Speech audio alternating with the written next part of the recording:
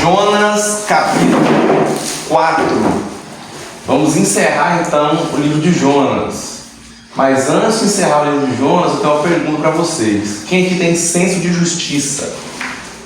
Quem aqui tem senso de justiça? Que é inconformado com a criminalidade que acontece no mundo, com a corrupção, com a maldade, com os políticos corruptos, e corrupção acontece até em pequenas esferas. Eu sou indignado com essas coisas. Eu tenho um senso de justiça mínimo em relação a essas coisas. Vocês vão entender o porquê dessa pergunta ao decorrer da aula. Jonas capítulo 4 começa o seguinte: com isso desgostou-se Jonas. Peraí, como assim com isso? Tem que entender com o que, né? Então a gente sabe muito bem. Jonas capítulo 1 é aquela história que você ouve na salinha das crianças. Os professores aprofundam muito, porque você é uma criança, você não pode aprender todas as coisas ainda, né? Então tem que aprender só o básico ali, e ao longo que você vai crescendo, você vai aprendendo mais coisas. E chegou esse momento, estamos estudando o livro de Jonas por esse motivo, ok? E a gente sabe que Jonas teve uma ordem direta de Deus de ir a uma cidade, porém ele foi para outra. Ele fugiu, ele desobedeceu a Deus. Deus disse: vá a Nínive. Jonas não foi a Nínive, Jonas foi a Tarsis, que era mais longe, direção oposta. Jonas se afasta de Deus, foge da presença do Senhor. Depois Deus manda tempestade, lançam sortes. Jonas vem, então Jonas acordado, fala que a culpa é dele, que Deus, o Deus que fez os céus e o mar, mandou a tempestade. Os marinheiros falam que ele é doido da cabeça, porque ele fugiu do Deus que fez o céu e o mar pelo mar, não faz sentido. E eles entendem que esse Deus é Deus. Quando que eles entendem que Deus é Deus? Porque, primeiro, a tempestade veio de forma abrupta, de uma vez só. E segundo, ela também fugiu repentinamente. Ao jogar Jonas, o mar cessou. Os ventos, as tempestades, as nuvens, tudo. A tempestade se acalmou. Eles reconheceram que Deus é Senhor. Depois disso, Jonas é salvo por Deus da morte, ou pelo menos da morte, né? Ou foi salvo da morte ou na morte, através de um grande peixe. Discorremos sobre esse assunto, se foi da morte ou na morte. Lembrando que a margem bíblica para as duas, ok? Graça, Pai, Cezinha, Amal e Pedro. Os irmãos Israel chegaram. Olha aí, completou o trio. E Jonas ora agradecendo a Deus, e esse é o capítulo 2. É a oração de gratidão de Jonas, que possivelmente morreu, e ele está agradecendo ter voltado à vida, e ele está orando no capítulo 2. Capítulo 3, ele então cumpre a ordem do Senhor. Ele faz aquilo que o Senhor ordenou que ele fizesse. A ordem: nós vá até Nínive, uma cidade de 3 dias para percorrer. Porém, ele prega em um dia só. Durante um dia ele prega. E a mensagem chama muita atenção. É uma mensagem simples e uma mensagem de qualquer jeito. Ele só fala: daqui 40 dias Nínive será destruída. Pronto. É isso. Jonas pregou de qualquer jeito. E a gente vê que o agir de Deus, ele não depende da eloquência do pregador. O agir de Deus não depende da eloquência do pregador. Mas Deus queria que Jonas desse o seu máximo na pregação. Jonas foi errado, mas isso não impediu o agir de Deus. Então, você, pregador, às vezes Deus utiliza você para falar com os outros. E às vezes Deus não falou com você mesmo. Todo pregador toma muito cuidado para a mensagem, primeiro, não falar ao seu coração. A mensagem tem que tomar cuidado para primeiro a mensagem falar ao seu coração antes de falar ao coração dos outros. Então tem muitos pregadores, professores de BD também, que ministram aulas, pregam, mas eles não se alimentam daquela palavra que eles estão levando. E isso é um grande erro. E Jonas é um exemplo disso. Jonas, ele é o profeta mais bem sucedido, o evangelista mais bem sucedido, o missionário mais bem sucedido de toda a história. Nunca houve antes de Jonas e nem depois dele. Quem sabe um dia tem, né? Mas não houve até o dia de hoje alguém que pregasse em uma cidade gigante, cidade grande, e toda a cidade se convertesse. Você parou para pensar, chegar ali no Goianese da vida, que ele já morou em Goianese, inclusive, né? Você ir lá e pegar a cidade inteira de Goianese, acender ao Senhor, fazer um jejum, todo mundo. O rei fez isso, né? Um jejum, até os animais. Você viu que tudo ficou diferente. Todo mundo servindo a Deus. Pois é, o que Jonas fez aqui foi uma cidade que era 5 vezes maior que Goianese. Pelo menos 5 vezes maior. Aponta no teólogo. A gente vai escolher isso no final da aula, mas eu já falei, né? Um panorama em algumas aulas. Então já imaginou isso? Uma cidade inteira se convertendo. Porém, o agir foi todo de Deus. Porque se fosse por Jonas, esse povo tinha morrido. Então Jonas prega o evangelho, a cidade inteira se converte todo esse tempo. E a gente entende então agora, porque o capítulo 4 começa. Com isso desgostou-se Jonas extremamente. Com isso o quê? Versículo 10. Viu Deus o que fizeram, como se converteram do seu mau caminho, e Deus se arrependeu do mal que tinha dito que lhes faria e não fez. Já falamos sobre isso, Deus não se arrepende, a tradução correta seria Deus se entristeceu. Deus sabe todas as coisas, Deus não se arrepende em nenhum momento, Ele sabe tudo. Ele fica triste, né? Ele falou, não, eu não vou fazer isso com eles, eles são dignos agora da minha misericórdia, vou poupá-los, porque eles tomaram atitude. A graça de Deus vem até você sem você fazer nada.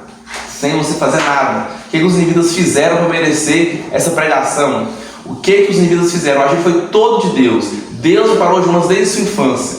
Deus tratou com Jonas até quando Jonas não quis ir. Mandou a tempestade, o peixe, grande peixe. Devolveu Jonas à terra, guiou ele até lá e falou, você vai pregar para esse povo. O agir foi todo de Deus. Cadê a participação humana na salvação aqui?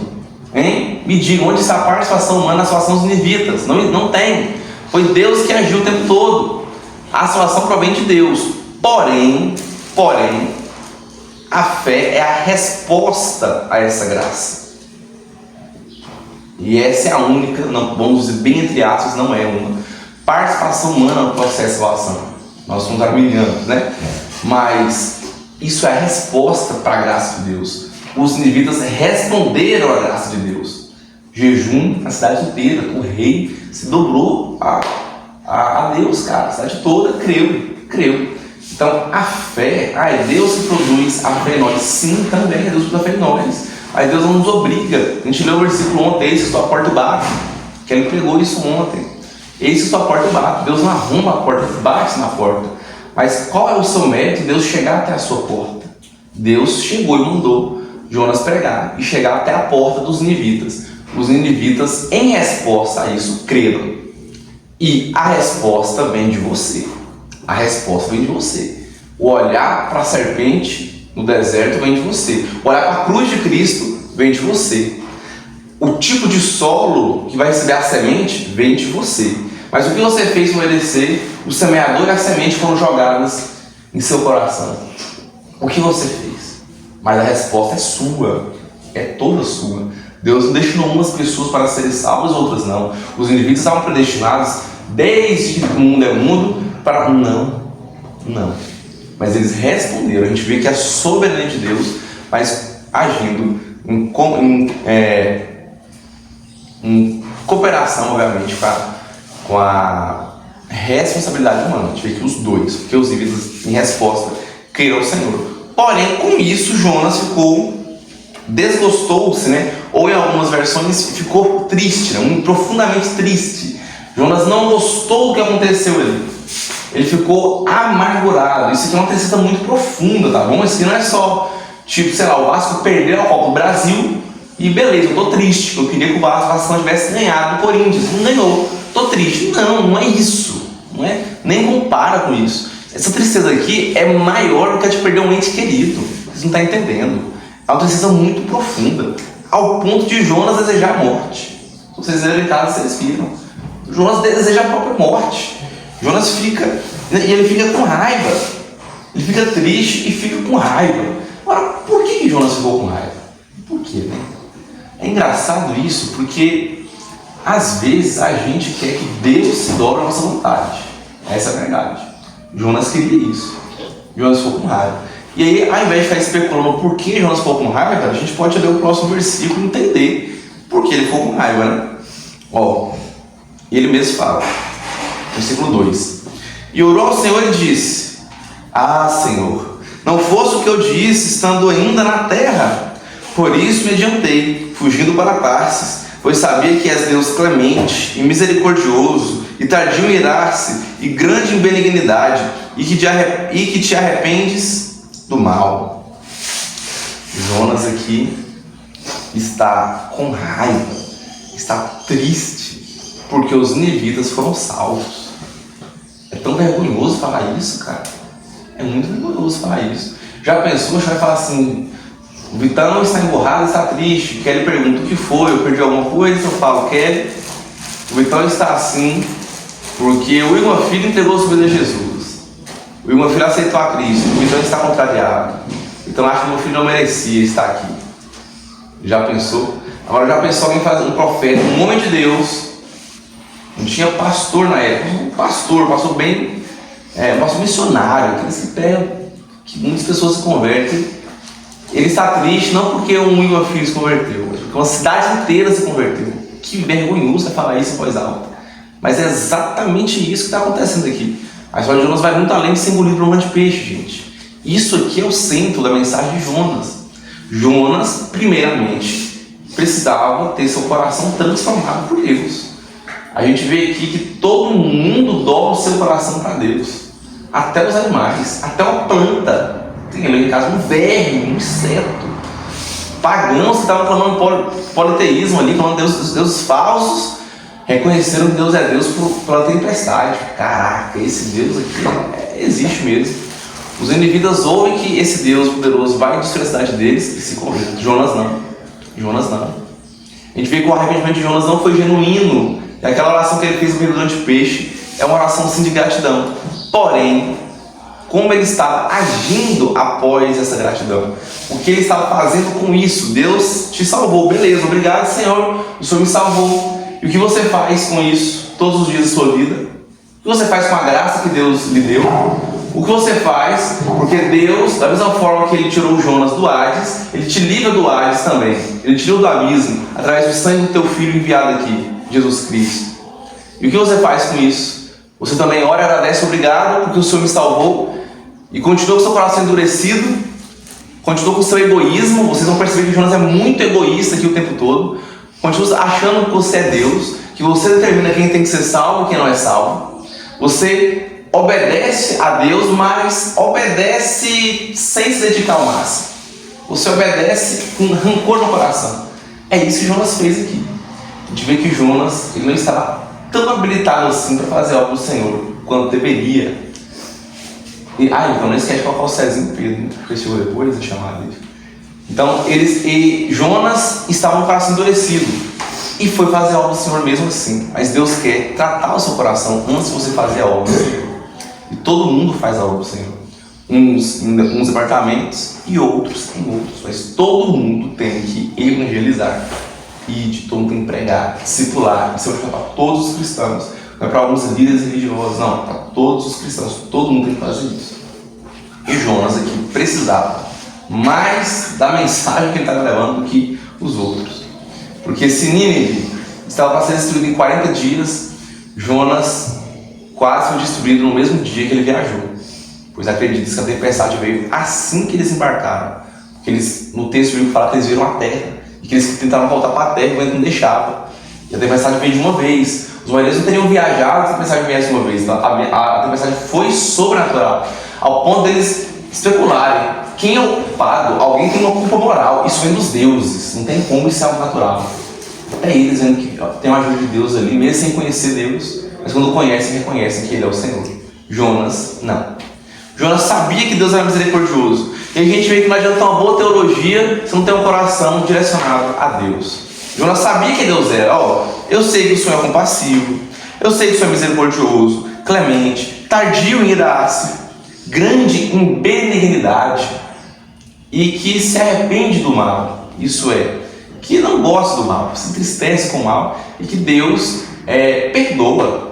Jonas está descrevendo aqui a teologia da misericórdia de Deus. Jonas conhece a palavra, ele tem uma boa teologia, ele conhece sim a natureza de Deus, mas isso não adianta, não é suficiente, porque o coração dele não conhece a Deus, o coração dele é endurecido. Ele pode conhecer a Deus racionalmente, mas o seu coração não está entregue ao Senhor. E esse é um problema de muitos teólogos. Eu já falei isso para vocês aqui ainda esse ano.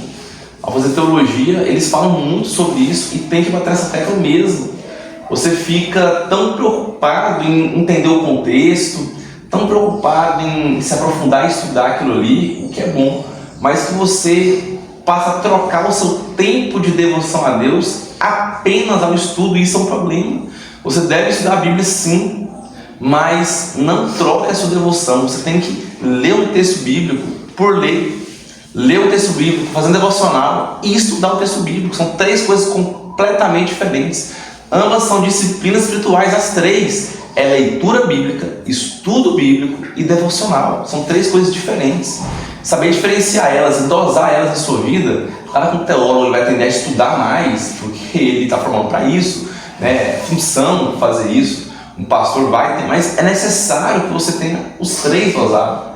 E muitos cristãos, e que nossa igreja, graças a Deus por isso, os jovens gostam muito de estudar a palavra de Deus. Isso é bom, isso é bom. Mas não se esqueça de ter um coração de devoção a Deus. Não adianta ter uma boa teologia. Jonas era um bom teólogo, ele sabia que era Deus, mas de que isso adiantou? Quando Deus ordenou ele ir para um lugar, ele mesmo fala, quando eu ainda estava em terra. Então ele planejou, ele falou, não vou comprar com esse povo, ele tem que morrer, tem que ir para o inferno, eu odeio esse povo, que morram todos eles, eu vou para Tarsis. E Jonas vai, graças a paz, Caleb, e Jonas vai. Continuando aí,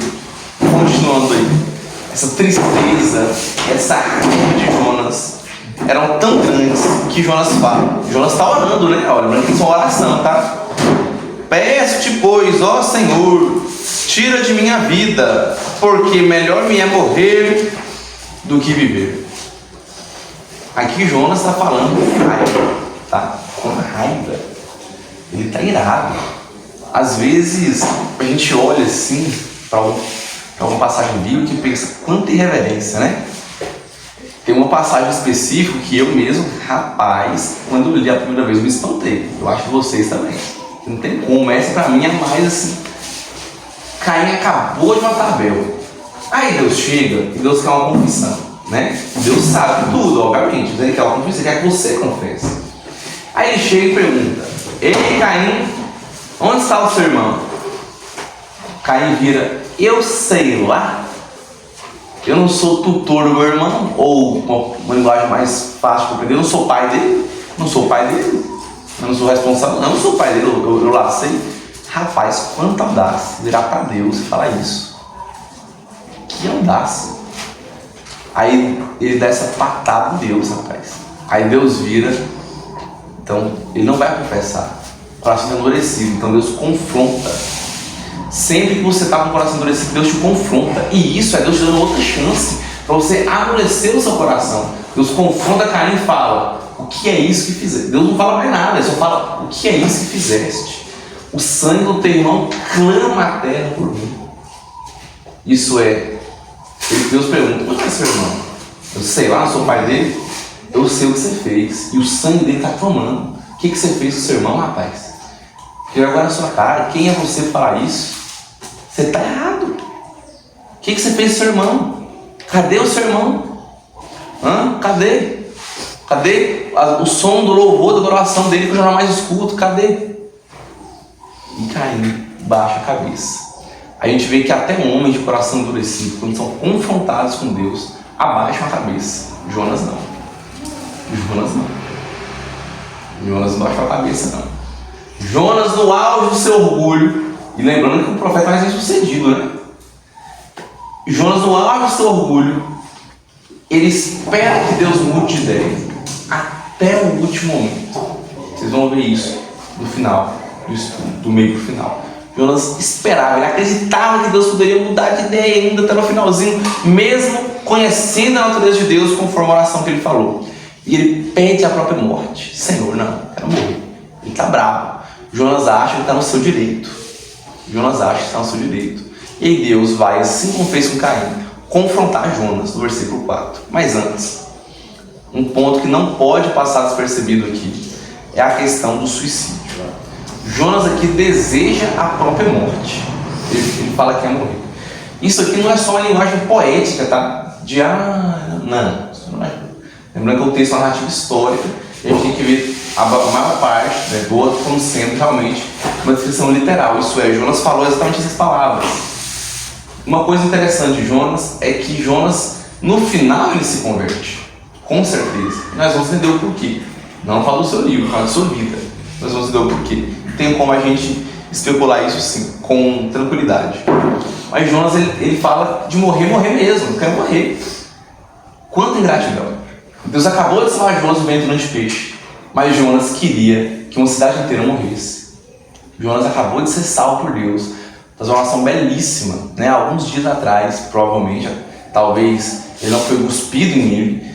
Na verdade, é mais seguro dizer que ele foi cuspido em Jope mesmo. Ele ficou por lá, o peixe engoliu e ficou lá mesmo, e devolveu ele para a terra ali, para que ele fizesse o que ele tinha que fazer, para que ele tivesse que caminhar os 800 quilômetros que ele precisava para Nínive.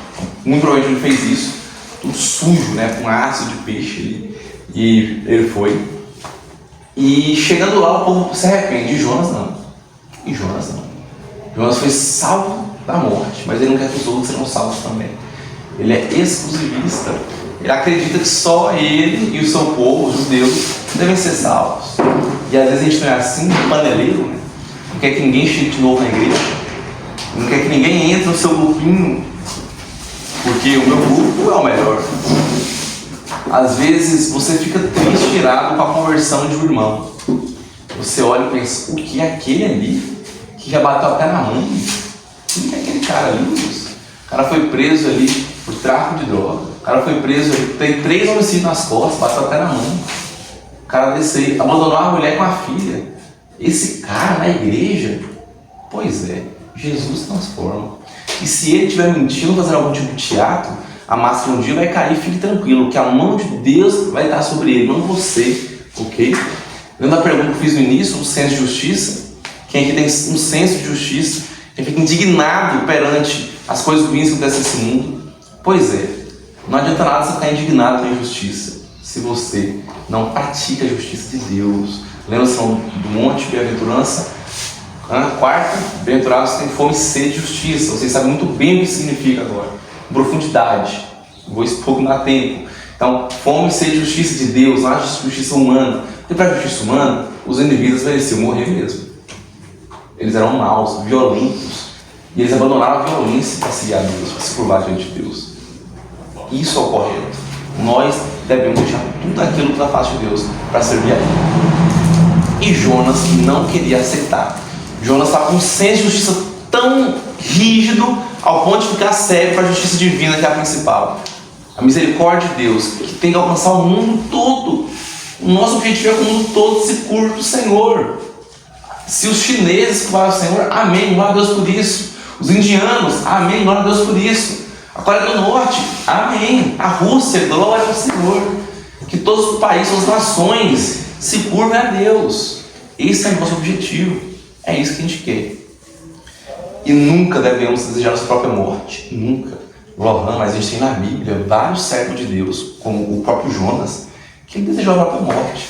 Não é que está mostrando aqui que ele fez o certo. Então você tem que desobedecer a Deus, né? Porque está escrito aqui que Jonas obedeceu. Meu amigo, vamos ter uma integração básica. A Bíblia não esconde os defeitos dos homens de Deus. Não esconde. Todos os homens de Deus. Pense em alguém, você pensa que tem defeito, tem erro. A Bíblia não esconde. Muito obrigado, Kelly. Então seca já.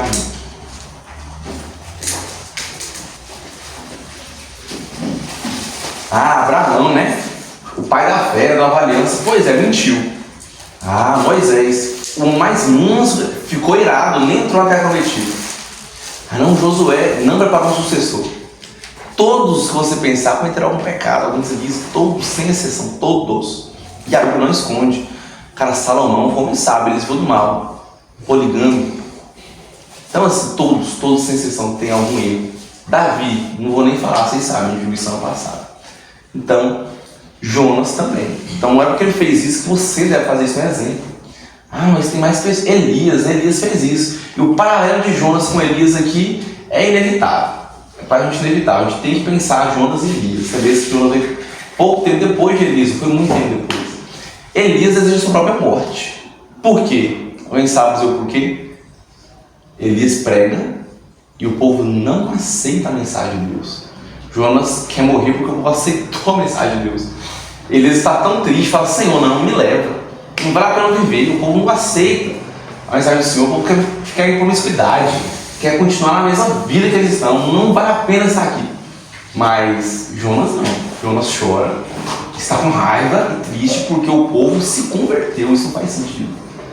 O profeta, o pregador mais bem sucedido de toda a história, foi aquele que se entristeceu, que uma cidade inteira, de mais de 500 mil de pessoas se converteu ao mesmo tempo. Não dá, cara, não dá. Versículo 4, o Senhor confronta Jonas então, assim como ele fez com Caim e com vários outros. E disse o Senhor: é razoável essa sua ira? Ou, traduzindo melhor, cadê o rito Alessio? Cadê o Alessio aí, Alessio? É razoável essa sua ira? Não, melhor dizendo, faz sentido essa sua ira? Ou ainda, você está certo de estar assim? Existe um certo tipo de ira que é permitida na Bíblia. Existe. Você ficar irado com a maldade existe no mundo. Sim, isso é algo plausível. Jesus irou e não pecou. Jesus, esse é o único homem na Bíblia que não tem nenhum defeito. Jesus, porque não pecou, não tem um pecado para registrar. Jesus chega a pé nos cambistas, ele prepara o chicote, cara, para bater. A gente usa isso muito bem, ele prepara. Não foi um surto de raiva do nada, foi uma ira. Ele chega a pé neles. Ei, Isaac! Depois. E aí, Jesus bate neles, porque eles estavam fazendo a casa de Deus de comércio. Então, você batendo nos outros. Isso não é ira, não, isso é tolice. Você batendo nos outros é bobeira. Teve um motivo de Jesus fazer isso. E aqui, Deus fala: tá, será que você deveria estar irado mesmo? Sempre que você estiver com raiva, imagine Deus falando no seu ouvido. Eu peço que o Espírito Santo traga esse versículo à sua mente, em algum momento de raiva. Essa mesma frase que Deus disse a Jonas: é razoável essa sua ira? Você tem motivo para estar assim? Por que você está com raiva? Porque no caso de Jonas a gente sabe. Jonas está certo, está com raiva? Claro que não. Ele está com raiva porque uma cidade se converteu. Eu já falei isso aqui várias vezes, sim. É necessário repetir isso várias vezes mesmo. Porque quanto mais se repete, menos difícil é de acreditar. Não tem lógica. Um profeta, um servo de Deus, ficar assim quando a cidade se converteu. Gente, isso é... Como eu disse, falar isso não é vergonhoso, cara. Não dá. Não dá. Pois é. Mas quando a gente vai estudar a Bíblia, a gente vê que nós também somos vergonhosos diante de Deus. Porque Jonas ficou assim por isso. A gente fica assim por menos que isso. E aí? É razoável a sua ira? A Bíblia fala que você pode se irar, mas não pode pecar. Isso é, a ira por si só não é um pecado, mas dela origina um pecado. E na continuação do versículo fala: não se põe o sol sobre a vossa ira. Isso é, se você guarda a ira, se dorme com ela, abraçadinho com ela, pensa nela antes de dormir, está com ela ali vários dias, se torna ódio, e aí se torna pecado, não é correto. Note que Jonas, só dentro do ventre durante o peixe, ele ficou 3 dias, ou acordado ou morto, não sabemos, mas a margem para os dois, lembra? Mas, e faz os dias da viagem, mas o dia inteiro ele ficou pregando. Jonas tinha passado dias aqui, desde que Deus deu a ordem para ele, e ainda assim ele estava com ódio no coração, que na verdade esse ódio só aumentou após a conversão do povo. É razoável a sua ira, Jonas? Você realmente deveria estar assim? Tem. Ou valeu, tem.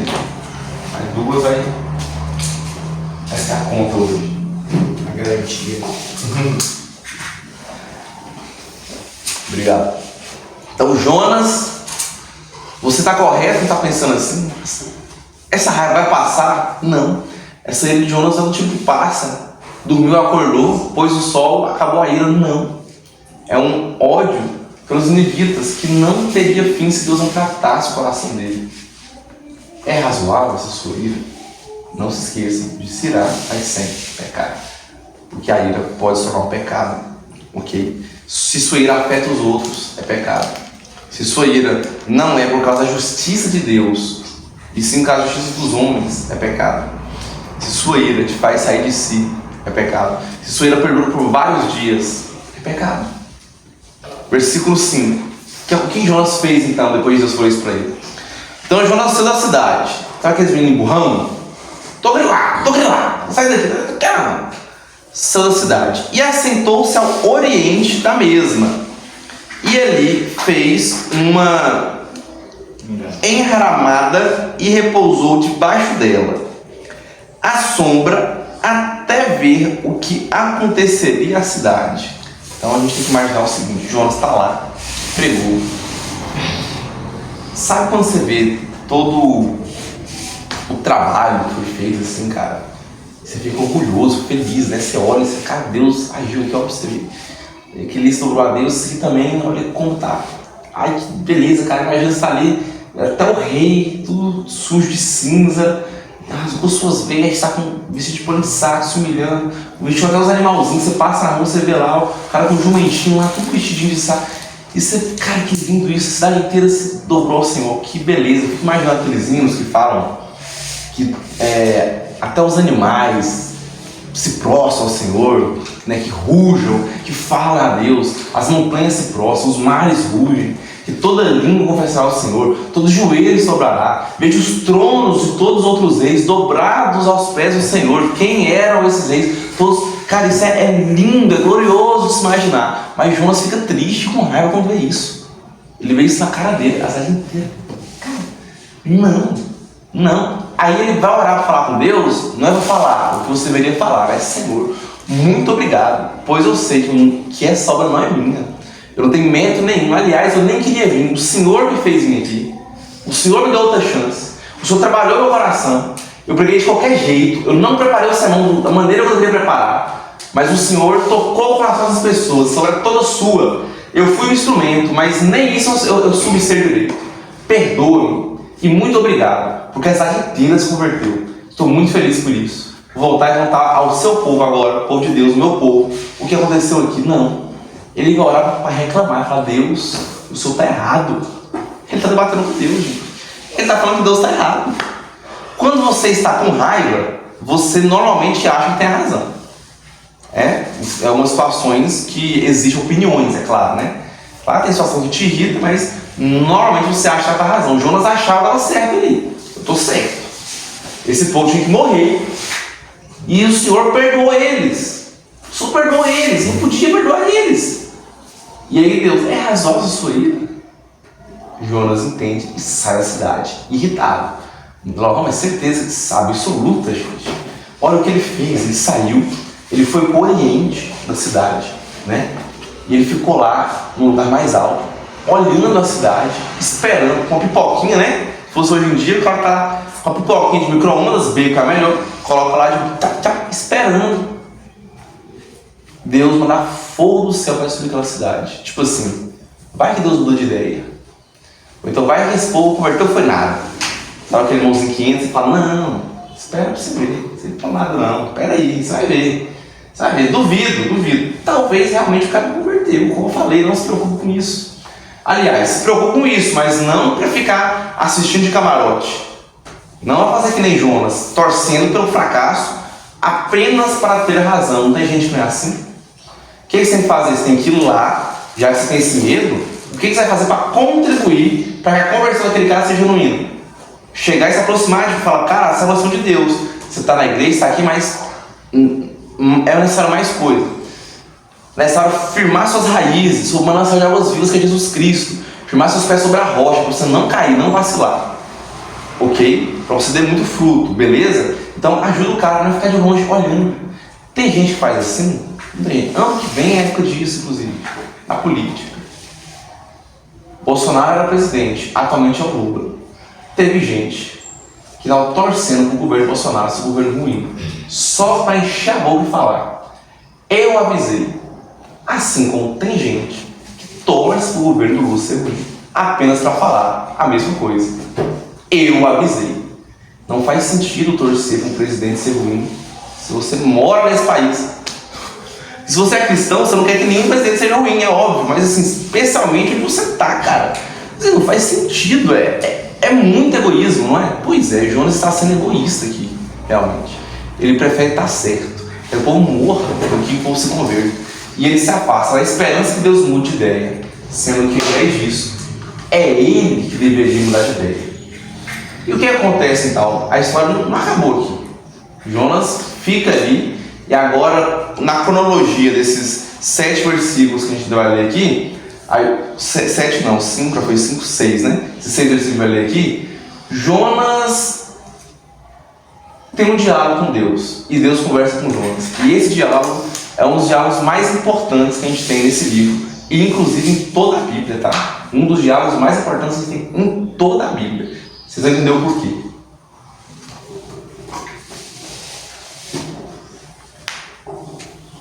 A lição do Senhor, esse é o título. Mas dependendo da Bíblia, o título pode estar assim, ó. Deus convence Jonas usando a lógica. Algum Bíblia está com esse título? Não? Tá. Então fez o Senhor Deus nascer uma planta que subiu por cima de Jonas, para que fizesse sombra sobre sua cabeça, a fim de o livrar do seu desconforto. Então a gente tem que entender aqui que Jonas, ele está na região, né, no deserto, né, região da Síria, cara. E aí ele está desconfortável. Mas mesmo desconfortável, ele continua lá. Não por um bom motivo, mas ele continua lá. Cara, já pôde pensar nisso? Que às vezes ele se submete a situações desconfortáveis para fazer algo do Senhor. E às vezes a gente reclama. E Jonas aqui, para fazer o errado, ele não está reclamando. Ele está lá de boa, no sol quente. Rapaz, você não fica nem 10 minutos no sol quente ali, moço. Você já não vou para a sombra, não sou besta. Jonas estava esperando um mal acontecer. E ele estava desconfortável. E Deus, com a sua graça, Jonas está merecendo, gente? Olha a causa que ele está ali. O que ele fez merecendo? Nada. Deus, com a sua graça, vai lá e manda a planta. Ele manda a planta para livrar ele do seu desconforto. E aqui no texto bíblico diz, na Ara, nascer uma planta. Em algumas versões de Bíblia, você vai ver mamoneira, ou até aboboreira. E existe um debate, obviamente, do que seria essa planta. Eu acho pequeno, né? Mas existe um debate aqui acerca do que seria essa planta. Alguns acreditam que pode ser um pé de mamão, um pé de abóbora ou uma videira muito grande. Jerônimo e Augustino, lá no primeiro século, eles já debatiam isso. O que seria essa planta aqui? E Jerônimo acreditava que era uma aboboreira. E Agostinho que era uma videira muito grande, que tinha essas folhas que poderiam de fato cobrir, né? Então, o mais provável, né, pela maioria dos estudiosos, é que fosse realmente um pé de mamão.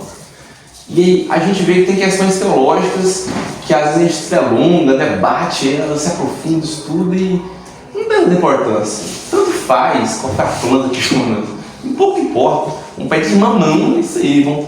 Se for um pé de caju, beleza, tanto faz, cara. O que importa é que Deus fez uma planta e que essa planta suprimiu o livro e Deus vai aplicar uma lição nessa planta. O foco não é a espécie, a qualidade da planta. Porém, isso não nos impede de esmiuçar o texto bíblico, porque a gente não passa a maior parte do tempo nessa questão. A gente passa em questões que são bem relevantes. Por exemplo, Jonas morreu ou não morreu? Isso é bem relevante, porque isso reforça melhor ainda mais quando Jesus fala a questão do sinal, que ele seria, que o único sinal que aquele povo ia ter era o sinal de Jonas. Claro que mesmo que ele passou vivo, a frase de Jesus tem um impacto e efeito. Mas se Jonas morreu, tinha mais ainda. O pessoal sabia disso na época. Então, a gente vê também com isso que desde os primórdios a Bíblia é esmiuçada. Ela é alvo de uma crítica analítica e que nós, enquanto teólogos, queremos saber nos mínimos detalhes tudo que está no texto bíblico. Isso nos passa segurança. Então, quando você vê esse debate, tem debate que é tolo, não serve para nada.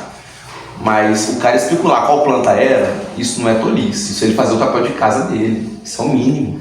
Que planta que era? Isso é uma curiosidade. Que planta que era? Não vai mudar a minha fé, nem a fé de ninguém. Não vai mudar em nada.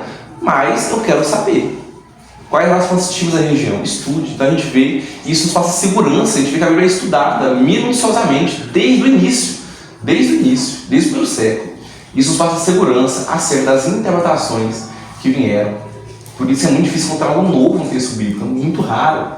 Não falando que não pode encontrar, é muito raro. Porque muitos estudaram, muitos errados, é óbvio. Tem interpretações erradas, tem, mas algumas certas, ok? Então sim, o debate de uma planta, ela tem algo a dizer para nós, aqui nos dias de hoje. Mas não perca muito tempo nessas coisas mais secundárias, ok? É um conselho. Então foquem mais no que importa. Mas nem por isso a gente deixa de debater. É que nem escatologia. Ninguém sabe se o equivalente é antes ou se é depois. Ninguém sabe se quem está certo é o doutrina de Diego Berminos ou João Calvino. ou a nossa, né, batista, nem calvinista, nem arminiana, mas o que a gente sabe é que Deus salva, que Deus é misericordioso. Isso a gente sabe. Isso a gente tem que falar para as pessoas. E Jonas, pois, se alegrou um extremo por causa da planta. Gente do céu, não dá. Lembra que eu falei semana passada para vocês que esse livro serve uma cômico, sátira, uma sátira, só que séria, né? Comédia séria. Cara, olha isso. Jonas tá irado, tá revoltado, o menino beição. Vai embora, vai sair, tá errado isso aí. Vou sentar aqui também, vou esperar ele morrer. Vou esperar ele morrer, vai morrer, vai mais todo mundo. Tá ruim, tá desconfortável, mas ele não fala nada, tá? Não pega pra Deus não, porque é orgulho, né? Não pode, né? Não quer nada, tô de boa, tô de boa. Deus mandou planta, ele... que alegria essa planta. Se em um momento eu ia morrer, já não desejo mais, eu quero viver. Nunca fui triste, nunca critiquei, né? Nunca critiquei. Rapaz, Jonas ficou mais alegre com uma planta do que com a conversa em massa de uma cidade que ele pregou, que ele foi usado para fazer algo. Quanto mais você pensa nisso, pior fica. Pior fica. Olha que dureza de coração é essa, cara. Que dureza de coração é essa? Lembrando também, a gente tem que lembrar disso, nunca esquecer quem eram os ninivitas, tá? Povo de guerra, mal, torturar os inimigos. A violência lá era hobby, era diversão. Eles matavam por prazer, caçavam por prazer. Mas nada disso justifica. Nada disso justifica. Eles têm que ser convertidos. Bandido bom é bandido morto, bandido bom é bandido convertido. Convertido ao Senhor. Entenderam que se você pregar nos dias de hoje, uma cidade inteira não vai se converter, infelizmente, não vai, a gente sabe que não vai. Mas pode acontecer, é claro que pode acontecer, né? Não se sabe. Pouco provável, mas pode acontecer. Deus faz o impossível. Essa planta crescer do nada também não poderia acontecer, é um milagre. Deus vai acontecer do nada. Só que no mesmo dia que a planta veio do nada, ela foi embora do nada. Lê o versículo 7. Mas Deus, no dia seguinte, ao subir a alva, enviou um verme, a qual feriu a planta, e essa secou. No outro dia, no dia seguinte, Deus mata a planta. Ele manda um verme, esse verme era um verme preto, provavelmente, tipo da região, que era uma praga mesmo, afetava as lavouras, né? Deus provavelmente preparou um desses vermes, até isso como estudo, ele sabe, para chegar lá e para matar a planta.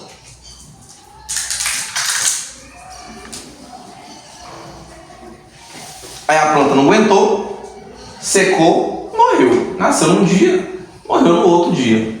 Beleza, o que isso tem a ver, né, cara? Com a planta ali, beleza. Jonas ficou mais alegre com a planta do que com a conversa do povo. Beleza, tá mais com a planta. Rapaz, Deus está dando uma lição para Jonas. Deus não deve ter chegado e Jonas falado assim: Jonas, conhece mais compaixão de uma planta do que desse povo. Jonas, você não pode agir assim. Deus utiliza o raciocínio lógico para convencer Jonas. Olha o que acontece. E nascendo o sol, mandou um vento calmoso oriental. O sol bateu na cabeça de Jonas de maneira que desfalecia, pelo que pediu para si a morte, dizendo: melhor me é morrer do que viver. Ei, Jonas, bipolar, queria morrer, está feliz, quer morrer de novo. Jonas está... note que ele estava de boa. Ele estava de boa, moço, de boa. Agora a planta, de um dia, virou obrigação. Virou obrigação. Tem gente que é assim. Não tem gente que é assim. Se faz uma pessoa, você vai ser obrigado a fazer a planta toda vez agora. Mas não é exemplo, Caleb não dá carona um pouco, né? A Caleb não é obrigado a dar carona para ninguém, não. Tá certo, é bom ajudar, serve de Deus, né? Vamos servir, trazer a gente para a igreja, levar o futebol. Se o Caleb ficar 51 semanas do ano te dando carona, mas em uma delas ele não te der carona, você não tem que ficar contrariado, não. Ele não tem obrigação. Você tem que ser grato, é um favor a 51 vezes que ele fez isso. Mas aqui é meio que o contrário, né? Que Deus fez uma vez só e já achou que é obrigado. Uma vez só. E o cara já acha Deus obrigado a deixar aquela planta lá. Planta que foi Deus mesmo que deu, né? E aí? Tem gente que é assim, um favor para isso agora, não é grata, não. Ela acha uma obrigação. Não é certo isso. E olha o que acontece. A planta morreu e Jonas queria morrer. Esse vento que chegou nele, esse vento oriental, ele é, esqueci o nome correto, é Haroco, se eu não me engano, chama Haroco. Ele é um vento que trazia partículas de areia. E esse vento era muito quente mesmo. Gente. Então você imagina um calor extremo aqui. Você passou calor lá em Palmas, por exemplo? Já, mas não é pior que isso. É pior. Imagina um vento do deserto chegando em você, fazendo até mesmo chuva de areia. E Jonas, você estava desconfortável antes, e ele estava desconfortável antes da planta, né? Estava aumentando de boa, mas agora aumentou. Ele ficou mais ainda agora com esse vento. E ele ficou desconfortável. E aí, ele estava desejando a morte lá. Aí agora Deus chega e dá a lição para ele, aplica. Não adianta só fazer, né, tentar ensinar a pessoa por outro método, se você não explicar o que significa.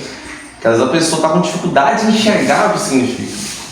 E aí, então Deus perguntou a Jonas: é razoável essa sua ira por causa da planta? Ele respondeu: é razoável a minha ira até a morte. Até a morte, isso é, eu estou certo em desejar a morte. E inclusive um dos motivos pelo qual Jonas desejou a morte lá no começo era bem egoísta, era porque ele ia se passar por falso profeta. O Sr. Shelley vai apontar isso. Porque ele pregou que Nínive ia ser destruída, mas Nínive não foi destruída. Aí quando ele voltasse lá para o povo, que cara que ele ficava? Falar assim: galera, é o seguinte, eu fui lá, preguei com um povo gentil, tá? Pagão, mas sim, é um povinho de boa, os ninivitas, aqueles lá que estão crescendo, um dos maiores impérios atualmente, e que muito provavelmente podem se levantar e atacar a gente e dizimar a gente. Eles são extremamente violentos e maus, matar todo mundo. E assim, eu preguei pra eles lá, tá bom? Tá de boa. Só que eu preguei que eles vão ser destruídos, mas não aconteceu isso. Eles não foram destruídos coisa nenhuma, eles fizeram se converter a Deus. O que cara que não ia ficar? Ele se preocupa com sua reputação mais do que com a obra do Senhor. Está aí outro erro do obreiro, né? Se preocupar mais com o status, mais com o que os outros pensam de você do que com Deus. E ele preferia morrer do que passar por essa vergonha. Agora aqui, a ira dele é muito pior, cara. Ele é mais egoísta ainda. Note que Jonas se alegra apenas quando Deus supre alguma necessidade dele. Tem dois momentos na Bíblia que Jonas se alegra, que olha, que a gente revela no texto bíblico.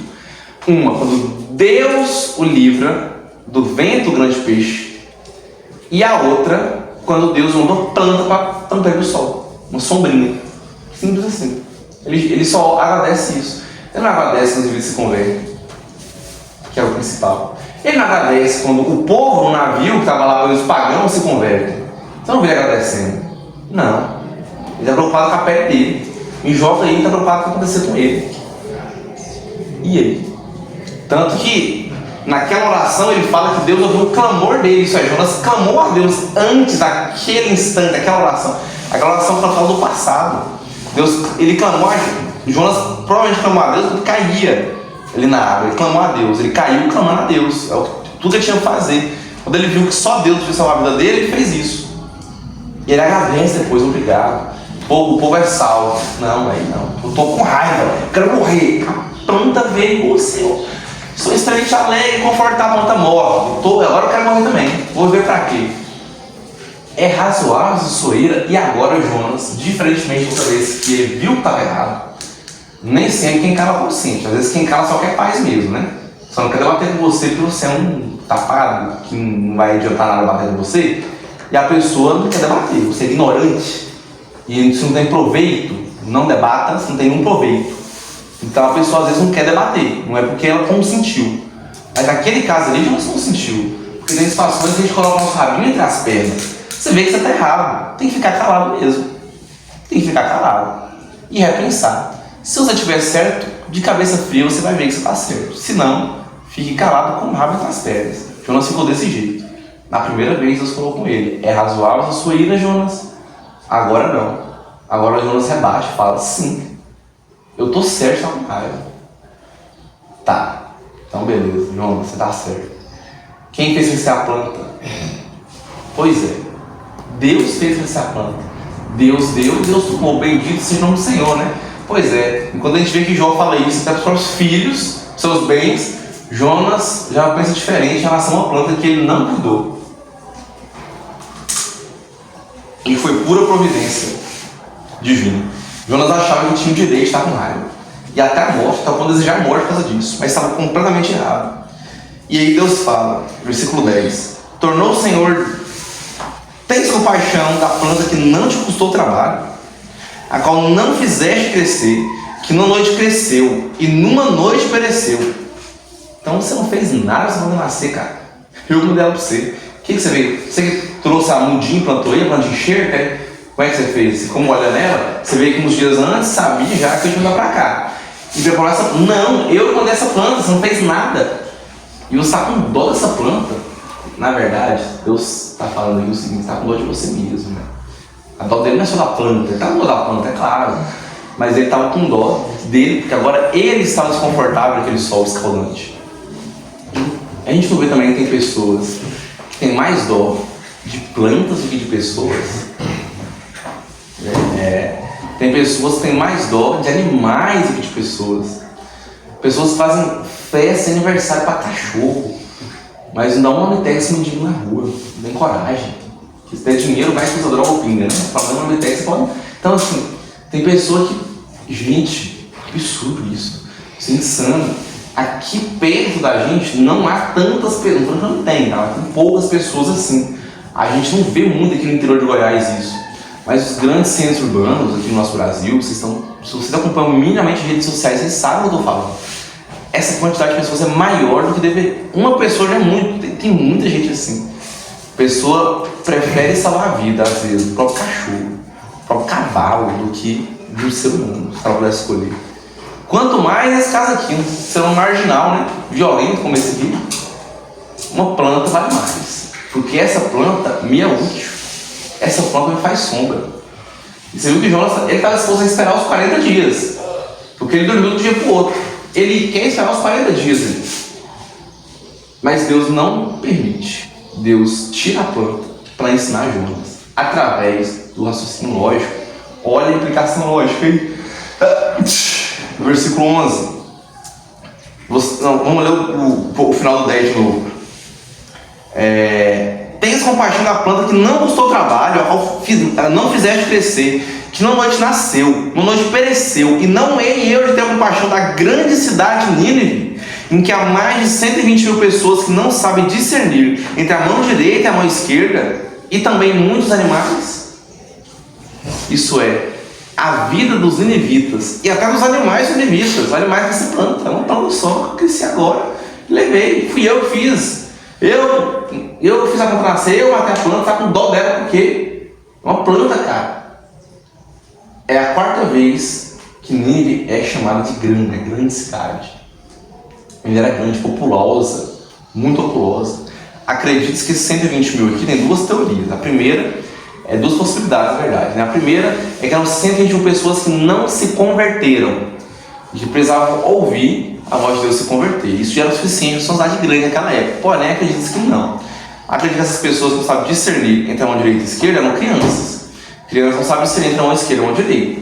E aí a gente estima a população deles entre 500 a 700 mil, sendo 600 mil um número bem confiável. Uma coisa que tinha 600 mil habitantes. Tem quem diga que até mais de 1 milhão, mas sim, 600 mil é um número confiável, tá? Boa parte dos teólogos estão em consciência ali que está nessa faixa mesmo. Mais de 1 milhão de pessoas é gente demais, cara. No contexto medieval, não se esqueçam disso. Então, o que Deus fala é isso, ó. Se até você, homem de dura serviço, homem de pouca fé, de coração endurecido, que eu tratei com você 3 dias no veneno de peixe, salvei, te joguei aqui, te trouxe de volta à vida, rapaz. E até você que não plantou, você não fez nada, planta veio pela graça, de presente, do jeito que ela veio, ela foi embora. Você não mereceu que ela viesse, nem fez ela para cá, eu mandei ela embora. E você não cultivou ela. E você pegou amor, pegou apreço para essa planta, porque ela te acudiu no momento que você gostou dela. Com um dia com essa planta, não terei eu compaixão, não de uma planta, mas de seres humanos. Aliás, vários, uma cidade inteira, grande. E que eu dei vida para eles. Eu os gerei. Eles passaram para minhas supervisões, foram por meses teriam nascido. Eu os acompanhei desde a infância, não foi um dia, foram anos. Se o caboclo tem 15 anos de vida, eu acompanhei desde os 15. Se tem 120, é desde os 120, eu acompanhei cada um deles. Então eu não posso ter compaixão deles? Eu, o Senhor, que os criei, os sustentei? Você tem compaixão de uma planta, você não fez nada por ela. Eu não posso ter compaixão de uma cidade inteira, de pessoas. E até animais, não são plantas, são pessoas. E o livro acaba. Acabou, não tem mais nada. Aí lá no versículo 12 diz nada, porque não tem versículo 12, acabou. Acabou o livro, acabou, é isso. O livro finaliza assim. O que Deus fez aqui? Deus convence Jó utilizando a lógica, ou Jonas utilizando a lógica. Deus te deu o pensamento lógico. Você pensa porque Deus te deu o pensamento lógico, ok? Você tem isso porque Deus te deu, a psique, o id, o ego, o alter ego, tudo isso que você estuda, psicologia, e a ciência vai mostrar neurônios e tudo isso, Deus te deu, sabe? Você é nervoso? Deus te deu esse pensamento lógico. Deus utiliza da lógica para convencer Jonas, falando, se você tem uma planta, você tinha que ter muito mais compaixão dos ninivitas. Muito mais compaixão dos ninivitas. Então Deus convence pela lógica. Mas entenda, a nossa fé não é puramente lógica, mas ela também é uma fé lógica. Ela também é uma fé lógica. E a gente muitas vezes tem que utilizar a lógica sim. Até Deus utilizou a lógica para ensinar Jonas. Uma lição bem didática, né? Olha que didática boa de Deus. Né? Deus, né? Faz uma planta, tira a ponta, pois é, tá vendo aí, ó? Pegou a visão, né? E por que Jonas então foi convertido? Improvavelmente. Jonas foi convertido. Porque ele escreveu esse livro. Ou pelo menos, penso eu inclusive, que não foi ele que escreveu, tá? Pelo menos, ele foi a fonte primária para o redator do livro. Então quem escreveu isso aqui ouviu a história de Jonas, contada por ele. Só ele sabe essas coisas, é impossível não ter sido dele. Jonas falou e alguém escreveu, muito provavelmente essa história. Por que alguém escreveu? Porque Deus quis que essa história estivesse aqui, para que Jesus lá na frente falasse já e contasse para ele. Então Deus trabalha de diversas formas. Deus queria esse livro no cânone bíblico. Cada livro está aqui porque Deus quis que estivesse. Isso aqui era para ser só uma história solta e que o povo de Deus provavelmente ia ter resistência.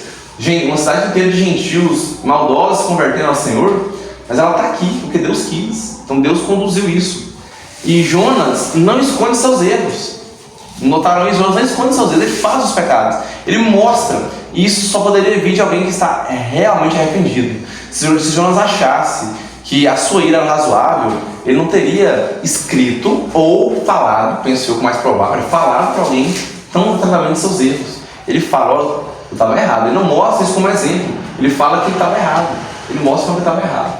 Muito provavelmente Jonas se converteu e inclusive ajudou a pregar essa mensagem para outros, de que olha, assim como prega até o dia de hoje, a salvação não é exclusiva para os judeus, a salvação é para todos os povos, todas as tribos, todas as línguas, todas as nações, todas elas têm que dobrar ao Senhor.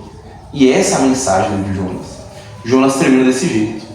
Eu não vou ter muito mais compaixão também dessa grande cidade, tem mais de 120 mil pessoas que não sabem nem diferenciar um direita e esquerda, que tem ali muitos animais.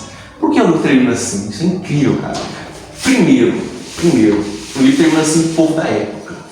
Para eles, para o judeu, naquela época, olhar um rolo assim, era num livro, né? Olhar a lei e falar, cara, é verdade. Temos que ter compaixão dos outros povos. Não devemos ser exclusivistas, devemos torcer, devemos, aliás, colaborar, se possível, a conversão dos povos. Porque Deus sempre chamou o povo de Israel para isso, para ser luz das outras nações, até mesmo através da guerra. Raabe não foi salva assim. Raabe ouviu falar de Deus como? Ouviu falar que era um Deus de guerra, né? E que seu Deus vence as batalhas. Eu sei que vocês vão derrubar Jericó. Se possível, me poupe minha família também. Raabe creu em Deus, através da guerra. Até a guerra mesmo evangélica naquela época, entenda o contexto, era outro. Então, primariamente foi para isso, para que o leitor daquela época lesse e pensasse isso. Os gentios têm que ser salvos também. Deus sempre falou sobre salvação para os gentios, estendida aos gentios, graça estendida aos gentios. O de Ruth é literalmente isso inteiro, Jonas também é literalmente isso por inteiro. E segundo lugar, porque a Bíblia é desse jeito, né? Ela é feita de forma tão sábia, incrível, para o povo da época e para nós hoje. Ela é feita para que o leitor hoje, você lendo esses 48 versículos, os 4 capítulos de Jonas, e que você pense, será que eu tenho compaixão mesmo, de que eu deveria ter compaixão? Será que eu tenho mais dó do meu celular quando cai no chão, do que de um cara dando grau e cai no chão? Ah, pediu também, dando grau, né? E aí? Será que eu tenho mais dó do meu cachorro que morre de estimação, ou meu cão de guarda, do que quando eu fico sabendo notícia que um homem foi baleado em Muraçu, por exemplo, isso aconteceu não, né? Não esse ano. Então, de que você tem mais compaixão? Né? De que você tem mais compaixão? As minhas coisas, o que tange a mim, o meu ego, o meu egoísmo, tudo que está ao meu redor, ou compaixão dos outros, pelos outros? Compaixão pelos outros. Essa é a pergunta que fica. É uma pergunta retórica, porque você tem que responder ela para você mesmo. Ela não vai ser respondida aqui no texto bíblico, porque Jonas 4,12 é você que vai falar para Deus. É você que vai responder. Jonas não respondeu aqui. Talvez, nesse dia, quando Deus falou com ele, ele possa ter respondido ou ficado calado. É assim que Jó responde a Deus, calado. Perdão, uma vez falei, aliás, falei duas, vou falar de novo. Falei. O próprio Jonas não respondeu a primeira vez, Deus falou com ele, que ele viu que estava errado. E você? Essa é a pergunta que fica. Isso é incrível. De forma incrível, foi sempre para isso. Reflita. Você tem compaixão das pessoas? Ou você está sendo um belo de um egoísta? Que só pensa em si mesmo. Um egoísta exclusivista, que quer escolher quem quer ser salvo e quem não quer ser salvo. Um egoísta coração endurecido, que não se dobra ao Senhor. Jonas, no final da sua vida, se dobrou ao Senhor. Muito provavelmente se dobrou ao Senhor. Isso fica evidente só para a gente desenhar. E você? Tem mais compaixão de uma planta? Ou tem mais compaixão das pessoas? Que Deus nos abençoe, que Deus desperte em nós esse espírito de compaixão, que a gente possa controlar a nossa ira. Temos muitas coisas aqui a respeito do de Jonas nesse período. Controle emocional, controle de pensamento, nossa ira, ter compaixão dos outros, orar, fazer algo do Senhor, fazer com afinco, né? Ser um vaso limpo para ser utilizado por Deus, pregar a mensagem da melhor maneira possível, lembrando que o agir é de Deus, o agir não é seu. Obedecer a voz de Deus, não desobedeça. Se Deus falou, faça depressa. Não se disponha, como Jonas fez, a fazer o mal, se disponha a fazer o bem, mas o que é certo. Se alegrar pela conversão dos outros. Aprendemos que a conversão pode vir pelas circunstâncias. Deus fala conosco através das circunstâncias, como foi com Jonas. Assim também é com você. E Deus às vezes fala diretamente. Deus falou com Jonas pela tempestade. Deus falou com Jonas abertamente. E Deus fala com Jonas com uma lição bem prática, bem didática, trazendo uma planta de dele. Que Deus pois abençoe e que a gente aplique a palavra de Jonas. A gente aprendeu essas 3 semanas em nossos corações. Amém? Amém.